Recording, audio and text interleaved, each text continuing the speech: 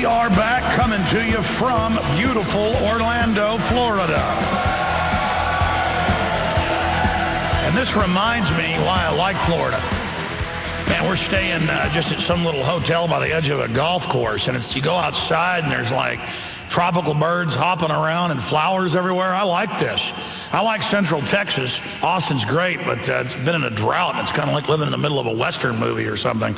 This is more like living in a jungle, so I love it. Good to be here with everybody under the loving eye of Disney.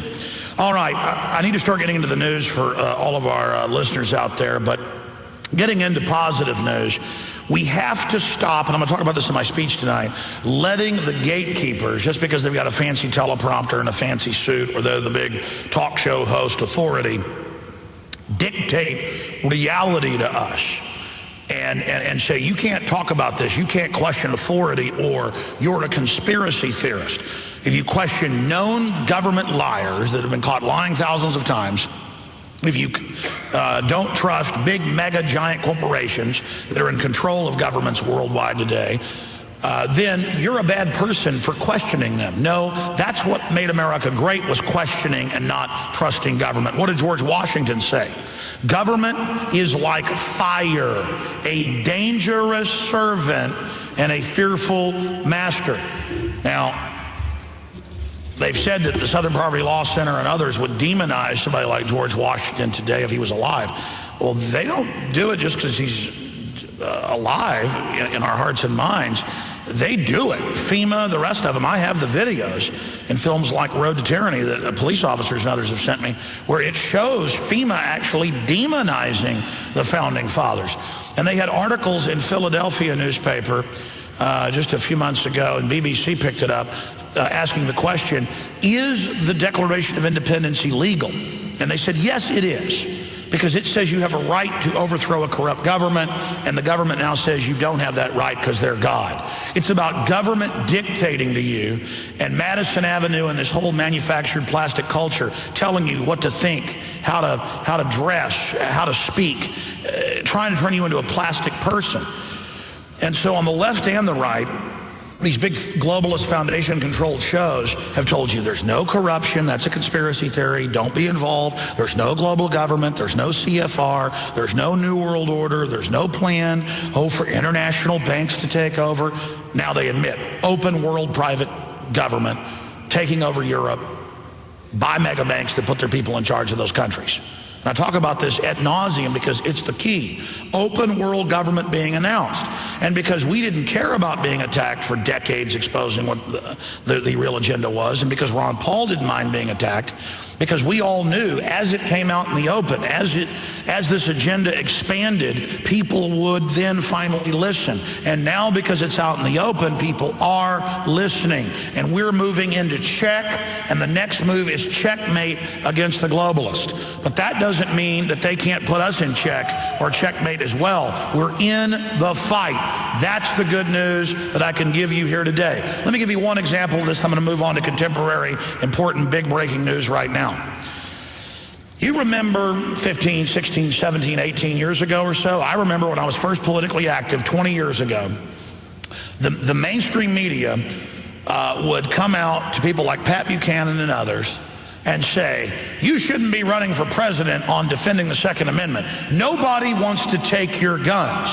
Remember back when they would say, no one wants to take your guns, we just want to ban all the semi-automatics and make you turn them in and have waiting periods and make you lock them up in your house and not have one in the house if you've got children. How many people remember 20 years ago, back when the mainstream media, who's not even mainstream anymore, they're the dead dinosaur media, would say, oh, we just want reasonable gun control. We don't want to take your guns. Remember that?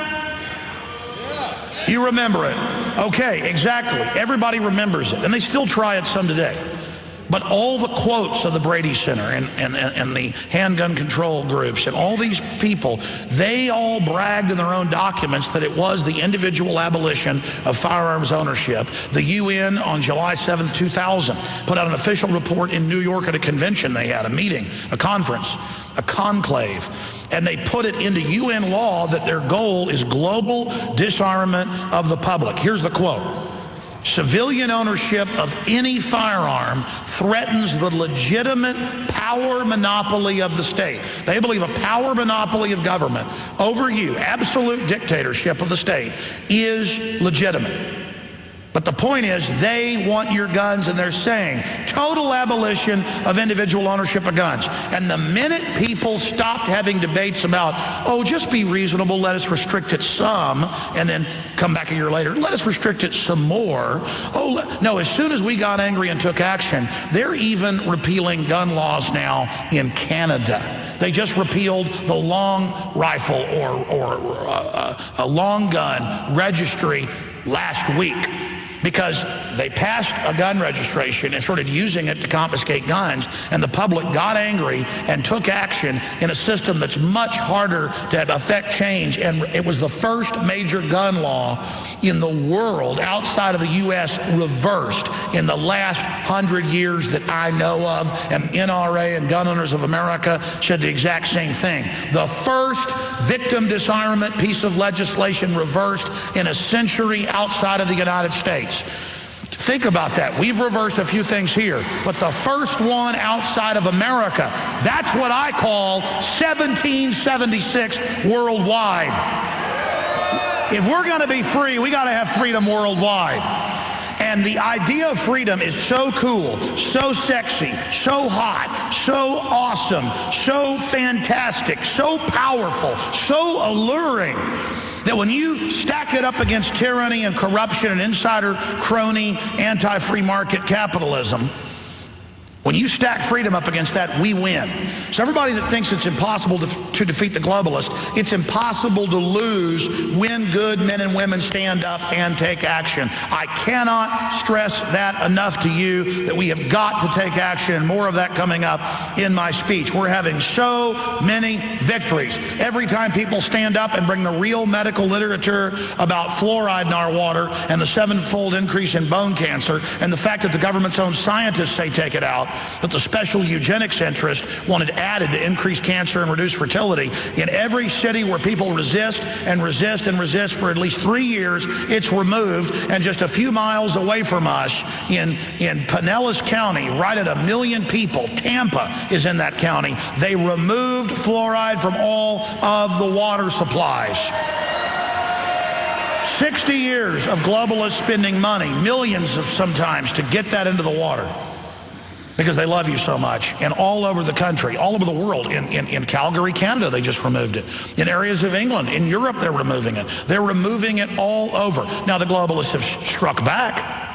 The globalists came in with millions of dollars in New Jersey and Arkansas, and they're trying it in every state right now, and have now passed mandatory fluoridation by law. But now it's not just a recommendation or a contract. Now they're demanding it. Now it becomes a civil rights issue, a forced medication of the public, and so they're going to lose in court now. And now government openly wants lithium in the water and statins. We told you that was in documents years ago and showed you. Now they're openly pushing it. We'll be right back with the build-up towards war with Syria and Iran and a lot more. Stay with us, live in Orlando, Florida. You're listening to the Alex Jones Broadcasting Network.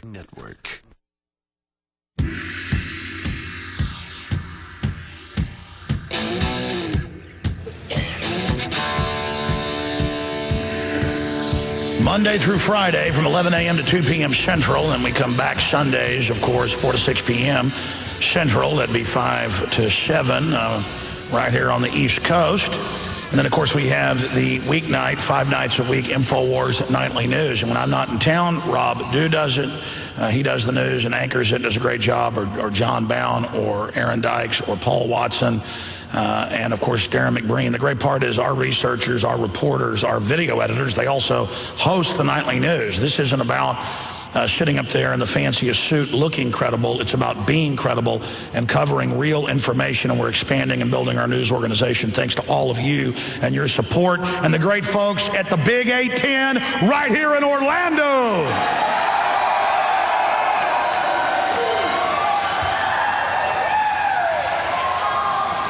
I really am excited that all of you came out, and then for the first time in 50-plus years of this great auditorium, it is completely overflowing, sold out, away hundreds.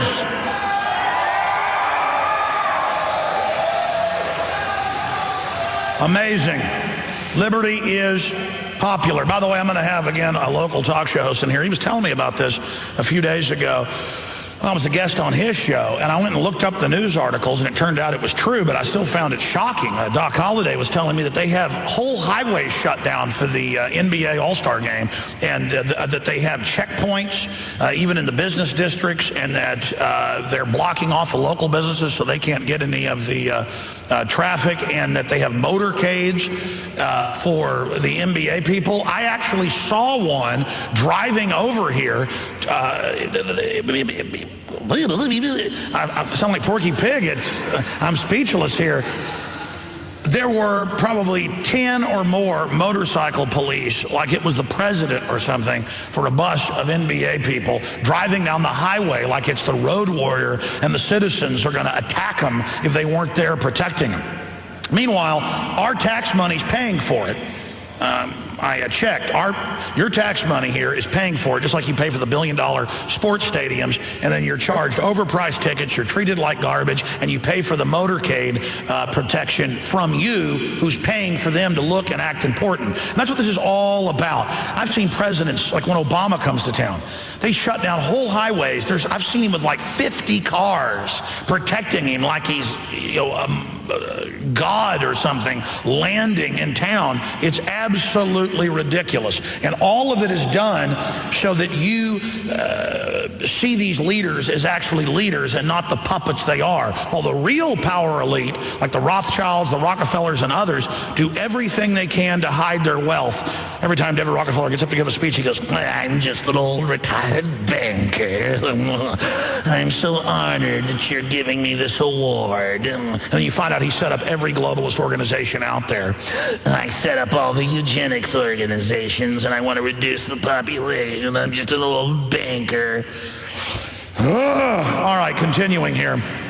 You remember 8 months ago, well, a year ago, they overthrew Hosni Mubarak, the dictator that the banks that run this country, because I don't want to say we put in, but the people that took us over for the banking and government system, the folks that put him in charge to torture and kill tens of thousands and all the rest of it. I'm not saying Hosni Mubarak's a good guy. The point is, the crooks that run our country, the foreign banks that have hijacked our nation, they put him there. They would send people there for him to torture, including American citizens, at the, quote, black sites, secret sites, ghost sites, as they call them. And then they overthrow him. They send in the CIA and State Department people to overthrow him a year ago. They put the Muslim Brotherhood in, and they actually put Al-Qaeda connected groups in. And now they're taking women's rights. Christians are being persecuted, and lecturing me that I've got to have the government take my rights, spy on me, grab my genitals at bus stops and train stations now, not just the airports, and take all my rights because Al-Qaeda is such a threat, while the stinking criminal banker occupied government is putting Al-Qaeda in. But they didn't stop in Egypt, getting out their old dictator and putting something in even worse to destabilize the country. Then they go into Libya, start bombing it for 6-7 months, killing over 35,000 people. They bring in real Al-Qaeda. They fly up Al-Qaeda flags. Al-Qaeda is with the special forces calling in the airstrikes.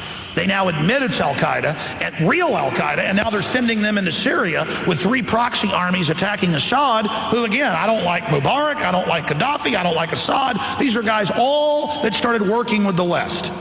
That's why they got set up. It shows this. The globalists want total destabilization and craziness to then have new wars with the Al-Qaeda forces they put in later. This is full spectrum dominance, where the globalists launch these wars so they can take the rights of the Arabs and of the American people. You see, the banks sit above it, playing both sides off against each other.